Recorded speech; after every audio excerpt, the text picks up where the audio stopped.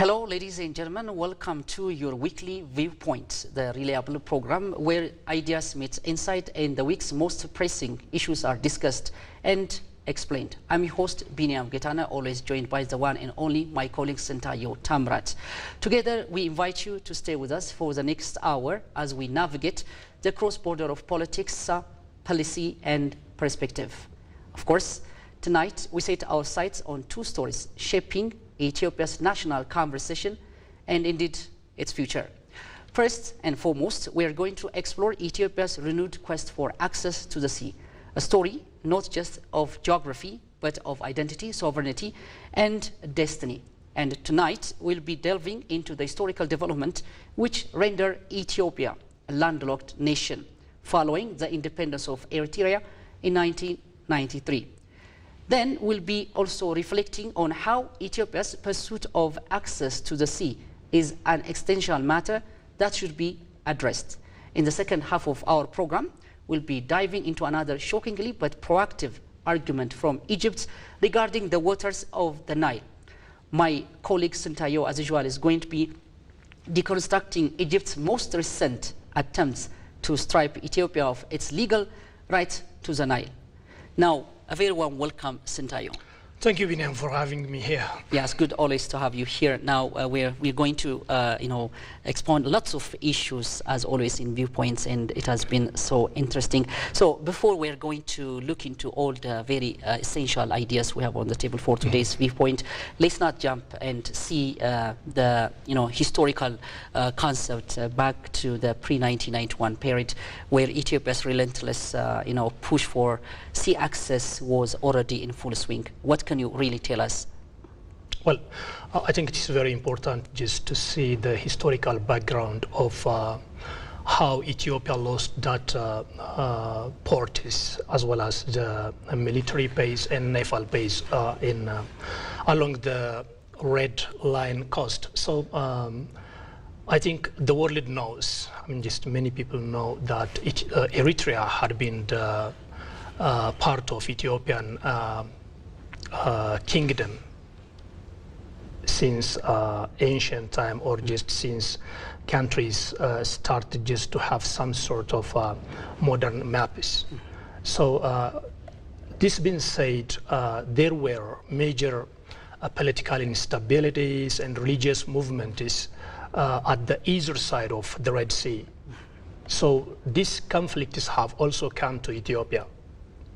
So the kingdom of Ethiopia during that time was one of the powerful kingdoms on the planet. But that was challenged because the competition, one of the competition is during that time was with your, I'm just showing with your power. So power play demolished some of Ethiopian ships and ports and so on. So during that time, Ethiopia just lost its ports, then regained, again lost. And it was not on the African side of the Red Sea that Ethiopia had ports, but beyond that. So Ethiopia, once known for its civilization, fought many wars. And these conflicts have led her to lose its ports like Adolis, Asab and Masawa, that we call Masawa. Yeah. So even between the 4th and 7th centuries, the Ethiopian kingdom had a number of fleets for regional and international trade, as well as conflicts or military responses, or we can just say military purposes.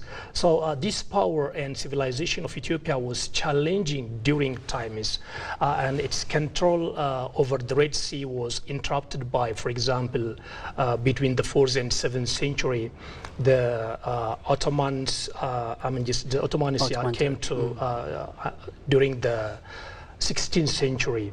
And Egypt then joined the Ottomans, and before that Egypt also joined just tried to capture some part of the Eritrean places at the coastal area.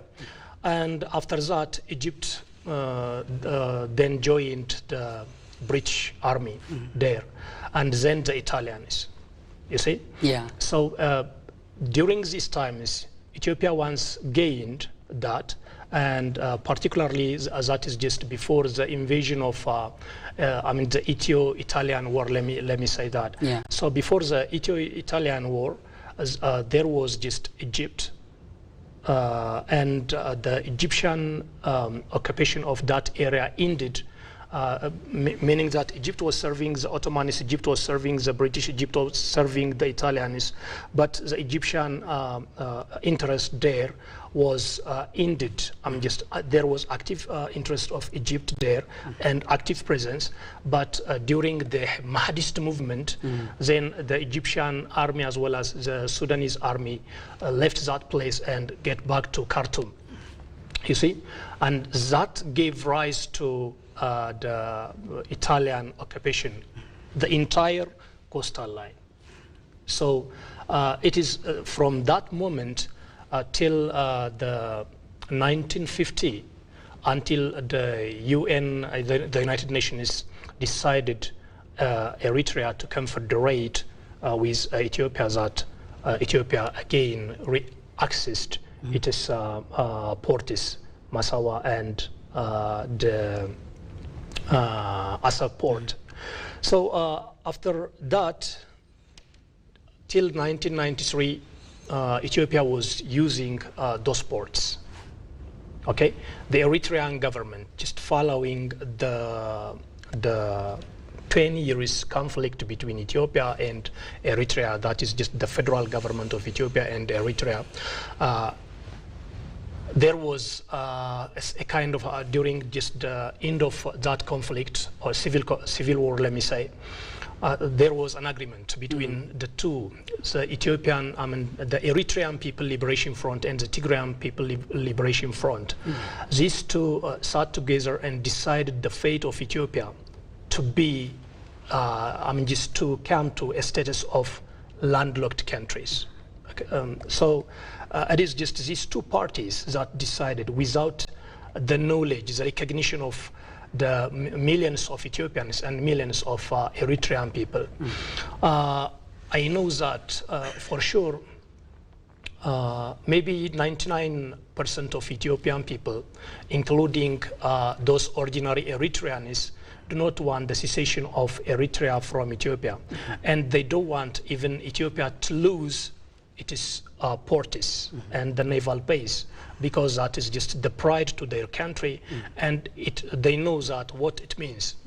Particularly the elite group questioned several times in different stages the then leader of the TPLF, that is Meles Zenawi, and late Prime Minister of Ethiopia, during the transitional government formation, and during that moment, they asked it a lot, because the people of Ethiopia must also vote for that, since that is the territorial integrity of Ethiopia. True. So as you define Ethiopia during those moments, it is with Eritrea, with the Red Sea, that you define yourself. Indeed. So they just questioned Meles Zenawi, but they too, the leaders of the EPLF, the Eritrean People Liberation Front, and the TPLF agreed, and then Ethiopia became again landlocked after 1993. But who were the major actors here? One major actor is Egypt. Egypt has had a big interest in the Horn of African region, the entire Horn of Africa and Eastern African region. No country, Egypt wants none of these countries to rise up. It wants to keep them weak and weak. This is the one of the major parts of Egyptian strategy and national interest, geopolitical interest in a particular area. In this particular area. So Egypt was there behind the cessation of Eritrea. When the TPLF and Eritrea formed, the TPLF and EPLF formed some sort of alliance to fight the Derg regime, they politically instigated these two rebel groups of the Ethiopian government. Then they hosted them. Then they gave military trainings. They supported them financially and supported the entire logistic, meaning just militarized them and just entered to Ethiopia. You see? Yeah. So they fought the Ethiopian government, the DERG regime, and they just won it. Then they decided to make the country landlocked country. Yeah. Sure. So the role of Egypt here is immense. It does not mean that Egypt was the only one who was behind this part. There are some actors from the western side. There are some actors, I mean, because, for example, during that time, there are some Western countries who removed or just took their embassies from here in Addis Ababa and just took that to Khartoum or Nairobi. You see, so they were not in good terms with the Ethiopian government, the DERG regime, and there are also some from the Middle East or just Arab countries, who had bad relationship with the government of Ethiopia. So to serve their interests, they just denied Ethiopia from its long-standing interest of accessing the Red Sea. Yeah.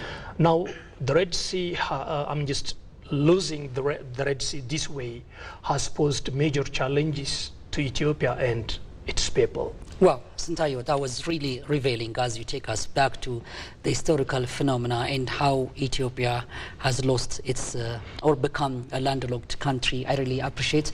Ladies and gentlemen, you are watching Viewpoint on EBC World, of course, the voice of Pan-Africanism. You can also follow this discussion on 104.7 FM, or you can find us on our social media platform, www.ebc104.7. We still have interesting points to expound.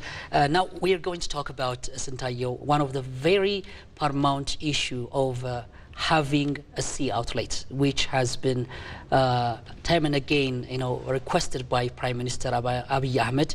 Not only by Prime Minister, but the entire nation supports this, because having a sea outlet is a question of something of very important. And that's why Prime Minister Abiy Ahmed, from the very onset when he raised this idea, it is something that everyone should understand how Ethiopia really lost that particular historical significance. That's why now we are spending much money on this regard. And speaking of different research shows that, when you are becoming a landlocked country, there are lots of disadvantages that a certain country is going to encounter. Just to give you a few bird's eye view, as it is, landlocked nations, as you know, are often trapped by geography, facing costly trade and limited global reach. Maybe you can expound that one later on. But from the onset, when I get back to Prime Minister Abiy Ahmed's, let me just tell you this one, when he quotes, the absence of access to the Red Sea is weighing heavily on the national economy and requires an urgent solution. That's what the Prime Minister said on the very onset. Similarly, other experts and scholars have supported this one. For example, you can have a look at Rebecca Genpass, the United Nations Conference on Trade and Development Secretary General, also talked about how difficult for a landlocked country when it does not have sea outlets. She says these countries, which is landlocked developing countries, are invisible to much of the world, because your connection will be limited with no direct access to the seaport. Trade costs are also far higher, and the integration of the global economy remains severely hampered. In the meantime, World Bank economists summarize this one in a nutshell, saying being a landlocked country or a landlocked state is a major reason why many landlocked developing countries are among the poorest in the world. Now, it is a high time Ethiopia should not continue that mental setup of being a poor, referred as a poor country. Now it's a high time for all Ethiopians to think outside of the box, changing their perspective and legitimately request what is actually on the table. So having that in your mind, Sentayo, what can you tell us about this one and see the importance as well? Well, first of all, I mentioned just the historical background. True. That's because it is just the identity of the country. You see, Ethiopia's cultural connection to the world was through that one as well. I mean, just through the Red Sea, in the oceans as well. So Ethiopia has deep connection with the Red Sea. Ethiopia had a history of having global trade routes. Okay, yes. One of the prominent, the major international trade actors of that time, you can just mention, for example, the Aksumite Kingdom, where the country had a large number of ships for trade and military purposes. You see? So the country was active and powerful that enough. So that is your history. So you don't want just to lose that history. But now, with a changed global perspective, let's just try to see the regional power imbalances. You see, Ethiopia's military is there in the Horn of Africa region just to serve peace and security of Africa, not only Ethiopia. So for that, Ethiopia needs enhanced capability, military capability. True. And what enhances that is your naval base. Okay, your navy can do that a lot. It does. Yeah. So it's not only for the regional peace and security. Your peace and security is guaranteed when your neighbors are peaceful.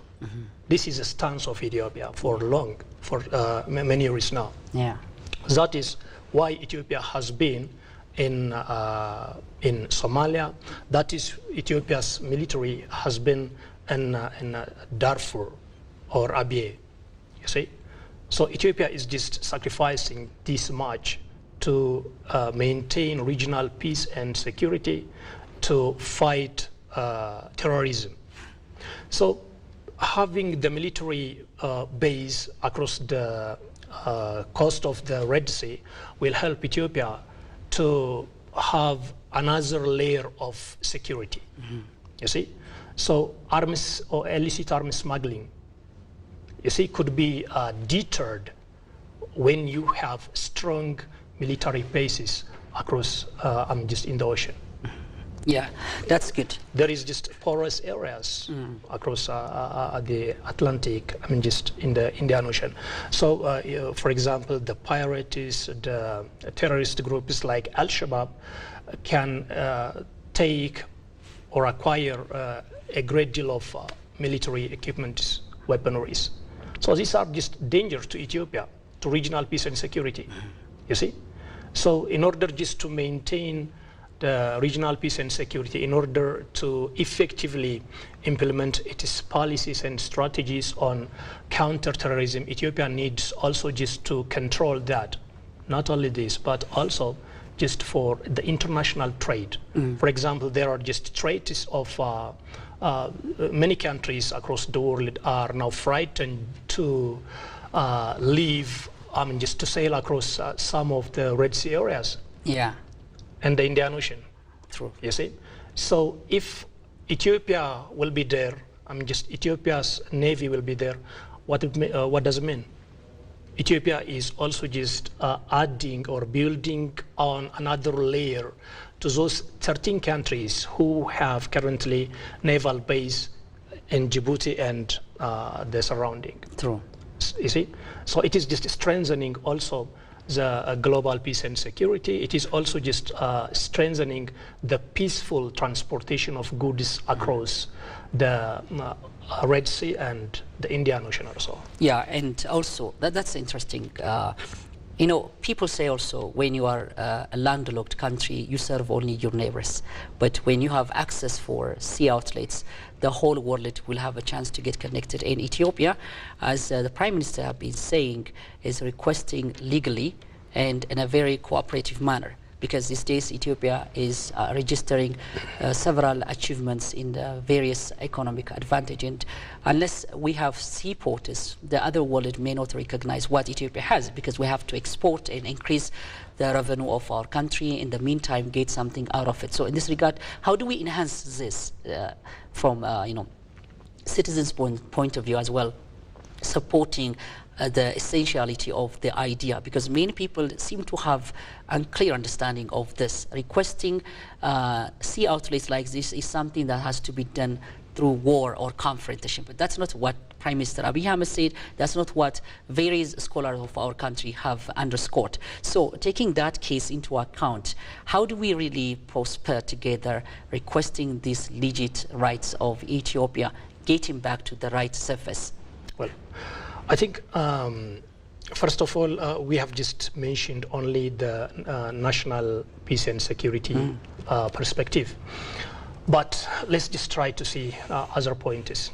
What if one day Port Djibouti is closed? Yeah. For any of a number of reasons.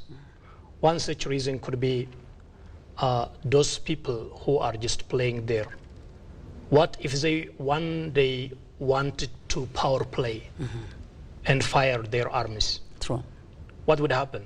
And that firing or firework just stays for months. Where are these people going to get the oil? Where are these people going to get the essential medicines from? Which way should we use? Which route? You see, they are just closing that part. So another alternative port is necessary for the country. Indeed. What if Djibouti itself is not interested with its relation with Ethiopia? If it adds some sort of tariff, improper tariff, which they have the right to do. Yeah. What would you do? You see? So you need just to have a different port alternative. You see? Situation is in this era where transactional diplomacy is just governing more of the world's diplomacy. So people, for their short-term interest, can do a lot. For example, my country and your country may just do some sort of agreement where the third party is going to lose its national interest, you see? That national interest could be economic, security, or so. So Djibouti may just decide maybe to make a deal with Eritrea or make a deal with Egypt and just to abandon that port. What would you do? So the government must think of that as well. I'm not just saying that or implying that there could be some sort of this kind of misunderstanding between Ethiopian people and Djiboutian people, but politicians can do that. Yeah, you see, it is politicians that helped, just that made Ethiopia lose its ports. True. So politicians can do that, you see? So with this era of transactional diplomacy, so things may happen. This and more can happen. So the Ethiopian government must be ready for that. I think we have to be wise and strategically continue our process of requesting the sea outlets. And it's, I think, something that we have to believe strongly, because there is no other option, because we are aspiring to prosper. We are aspiring to become one of the best countries in the world in terms of many areas, call it in economy, political significance, many other things. And one of the things that you have mentioned is, of course, strengthening the naval base is very paramount importance. I think Ethiopia is doing that one, keeping the diplomatic aspects. So let's turn our attention now and see how can Ethiopia continue this one, pressing the issue of this access to the sea in a very peaceful and legal diplomatic manner, and what can we really do?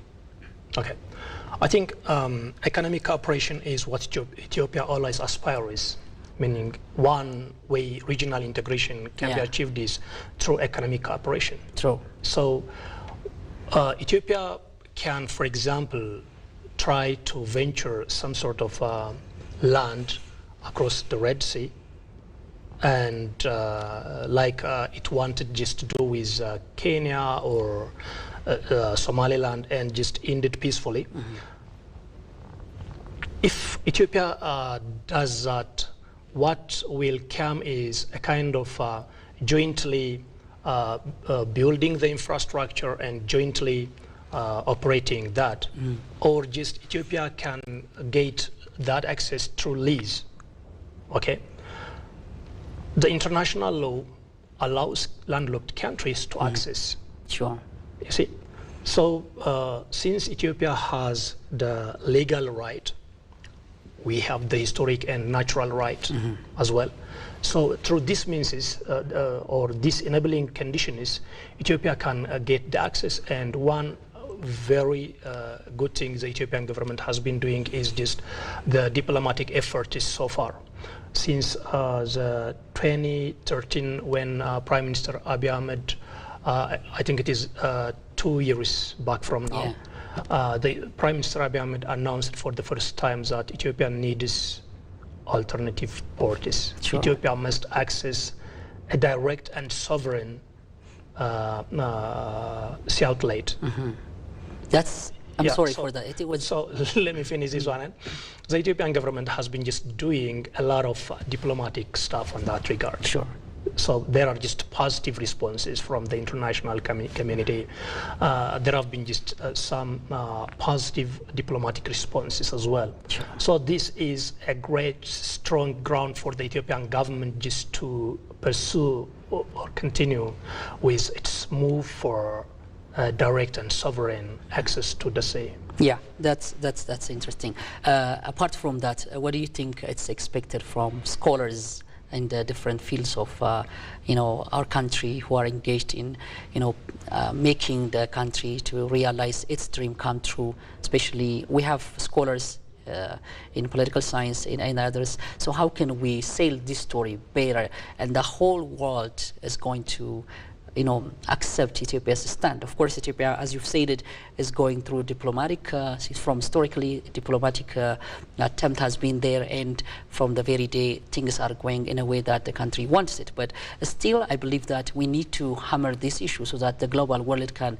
recognize, as President Haile Selassie also has been saying, that Ethiopia's stand is something unwavering, and the government is leaving no stone unturned until we make these things happen. Things are going to be going from bad to worse. So that I think it's a high time that everyone got to do that. But what should be the role of scholars in this regard? Maybe let me give you a minute so that you can wrap up it in a nutshell. Well, the first important thing is that they have already just started somehow, but they have to strengthen that effort and show that Ethiopia is enormous country with huge potential of growth and maintaining peace and security in the entire Horn of Africa region. Ethiopia is a country of economic cooperation, okay, for deeper and stronger economic cooperation across with many countries.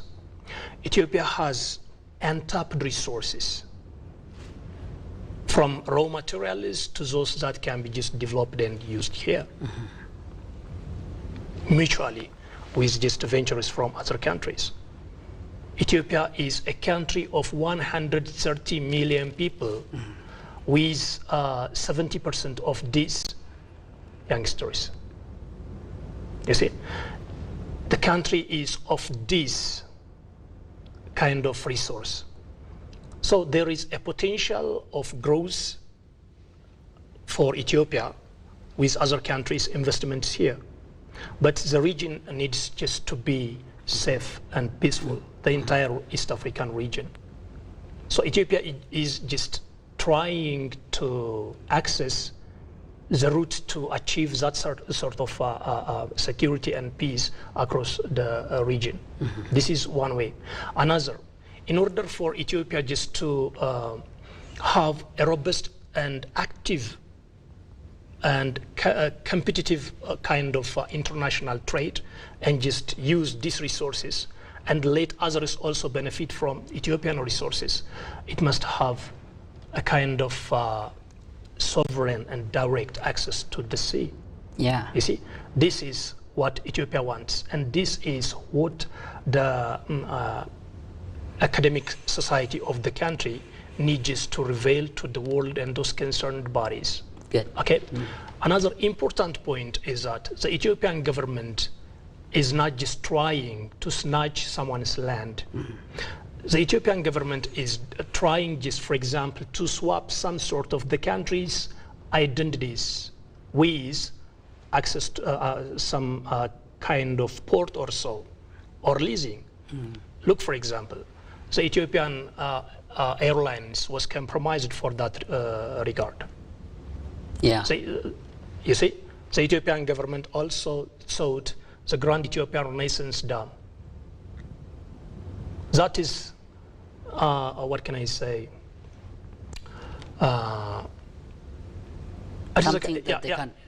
It is something that you cannot just compromise. It is a sovereign asset for Ethiopia. And we need to collaborate on that. Yeah, but the Ethiopian government just want to give some share of that and just to hold to access the sea. Yeah. You see? So this kind of swaps have been just offered by the Ethiopian government. And unless you are economically strong, no matter how. By the way, the Grand Ethiopian Renaissance Dam means that you can benefit 2 billion USD annually. Sure. That is, which is equivalent to the amount Ethiopia pays every year for the port. Okay, but things may continue to change, and Ethiopia needs just to access that because of the changes, the dynamism, even the possible scenario of power play in across the Red Sea. So Ethiopia needs just to have that access. So the international community needs just to know the very clear interests of Ethiopia in accessing the sea, what offers does Ethiopia have, and also what kind of legal options or grounds are there for Ethiopia, and the way how far Ethiopia has gone through diplomatic efforts for accessing that. That's great. Tayo, thank you so much. You have really illustrated nicely, mentioning historical significance. Ladies and gentlemen, once again, you are watching Weekly Viewpoint on ABC World, the voice of Pan-Africanism from the capital, Addis Ababa.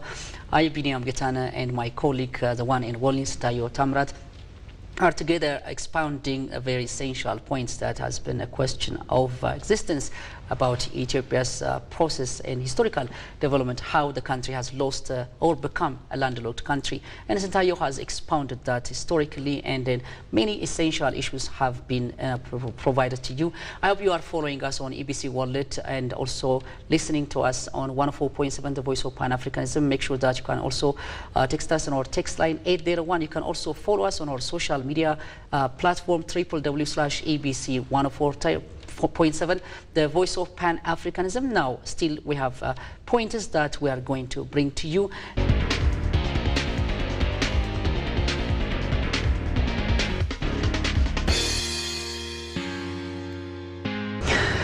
Ladies and gentlemen, welcome back to Viewpoint on ABC World. It's the voice of Pan-Africanism from the capital, Addis Ababa. Tayo and I are expounding very essential matter of existence, especially Ethiopia's stance on requesting the sea outlets and how critical it is as a country is now moving toward this prosperity, and the diplomatic work has been also illustrated by Tayo, the one and only from the English language department. As we sail through the remaining story, we'll go to the statement given by the Egyptian Prime Minister about the current situation. And a lot has been said, and Ethiopia has been also responding equivalently to that response. What can you tell us about it? Well, during the opening session of the Cairo Water Week, some international water experts, scientists, and just leaders in the water sector from across the globe, invited guests were there, and President El-Sisi just tried to exploit that very much, that situation, and just accuse Ethiopia of its unilateral action, blah, blah, blah. And now at the closing ceremony of that Egyptian Prime Minister, Mustafa Madabole, if I'm not mistaken. Yeah, sure. Yeah, so he just tried the same thing, accusing Ethiopia of unilateral action. You see, the tone is almost the same with LCC's statements. And this has come for many years. And for the last 13 years at least, these two narratives of Egypt and accusations of Egypt has remained on their media and their activists. And also they have just taken to the Arab League, the UN Security Council, to the AU, and during the entire negotiations of 13 years. So it's not new thing. If you have just to see Madabuli's, Prime Minister Madabuli's statement is, Egypt relies on 98% of its water needs on the Nile rivers. How far is that true? And why is that? Is that because of laziness? Is that because of poverty or economic inability? Or is that because of lack of technology? Egypt is just one of the countries of good economic status and technologically, yes, advanced. So Egypt can, for example, emulate what Israel is doing in recycling water. Okay, it can just purify and use. For example, President LCC said that it was just helping African countries with rain systems and digging wells and so on. Why is Egypt failing to use the ocean's water, which is very near to it? And why is Egypt not using the underground water, which can serve it for 1,000 years at least? This is just a scientific discovery, what I'm telling you. True. Or is that Egypt's aspiration just to sell the water to some Middle East countries? There were just deals, including with Israel, to sell the water through pipes. Some infrastructure works were also being undertaken. So the idea that 98% of Egypt's water needs are based on the Nile waters, no, it's never true. So Egypt has a great deal of water resources, so it can just use those waters. Ethiopia, for example, is just using in different parts of its country groundwater. You see? So Egypt has just a great deal of that one. So it can just use the groundwater to purifying and recycling the ocean's water is another advantage. 3, Egypt was several times advised to avoid those water-consuming crops. So its agriculture needs to be shifted. It has just to import some of those products it wants for as a basic or just consumerist goods from other countries because it doesn't have enough water if it assumes so. We know that it is just political, not scientific figures that Madabuli has been stating with that statement, but still Egypt has been just as advised with its own scholars by scholars of other countries just to reduce those crops that consume much water. For example, Egypt exports cotton, exports rice, you see? So it needs just to cut the production of these crops and just substitute that with importation. And instead can just replace those crop varieties with other crops that consume less water. And Egypt is just trying to use, to take the water to another city. A different city is building. Egypt is assuming that. Ethiopia is a country of 130 million people. The second largest population in Africa. So its population is exploding. So the Ethiopian government must also assume this when it thinks of the water. The Ethiopian government is currently just assuming a high interest with the two waters, the Abai and the Red Sea. You see? It is because of this population explosion. So the Egyptian government, when they think about their citizens, they must also think about another African citizens here in Ethiopia. But as I told you earlier, they have never had such interest. They consider themselves as Arabs when it comes to some sort of global affairs and connection with them. And they consider themselves as Africans when they want just to exploit the Nile resource and just to have a kind of leverage or gain from African countries. That is how Egypt is acting, you see. So this is just having 98% of the water, the water interest of Egypt is dependent on the Nile water. Yes. No. So now, what should be Ethiopia's stand? And I want you to reflect that one on a few minutes. I think for me, Ethiopia's stand remains the same. That is, the Nile water, Madabuli stated that, I must also repeat it,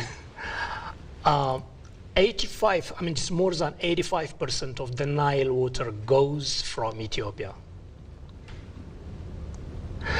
And these waters come from different directions before they form the Nile water.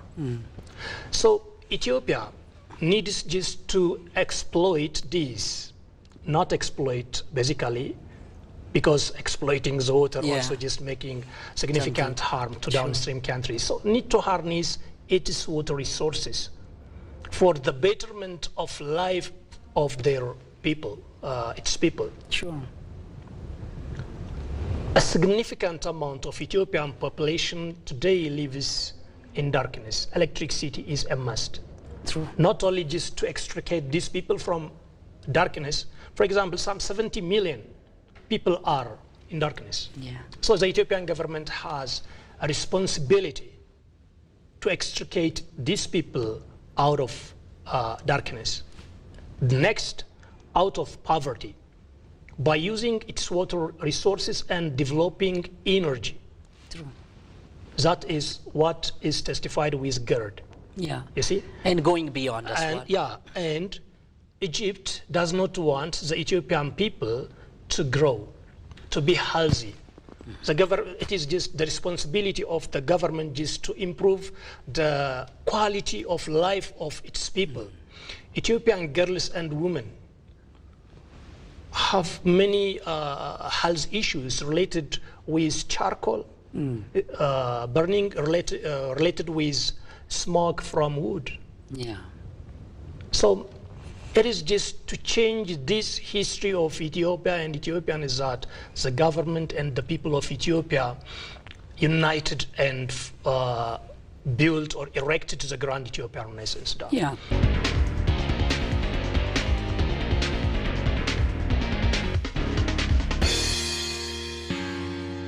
Santayo, thank you so much for expounding these pointers briefly. I really appreciate. Thank you. Ladies and gentlemen, I hope you have enjoyed all the ball rolling coming to you live from ABC World, the voice of Pan-Africanism from the capital Addis Ababa. This has been our weekly Viewpoint, brought to you by me, Biniam Getana, along with Santayo Tamra, the one and only, and our duty editor, Biniam Alamayo, as we have raised several issues of concern unfolding in the continent, in Ethiopia particularly, showing Ethiopia's government stance in connection with the points that have been hammered on the table. And I hope we'll keep in touch in another segment of Viewpoint next week with several issues of concern. Stay connected with the latest development as ABC World is bringing you all reliable information about Ethiopia and what's happening around the continent of Africa. And until then, goodbye and enjoy the rest of the program from ABC World. I'm Biniam Getana.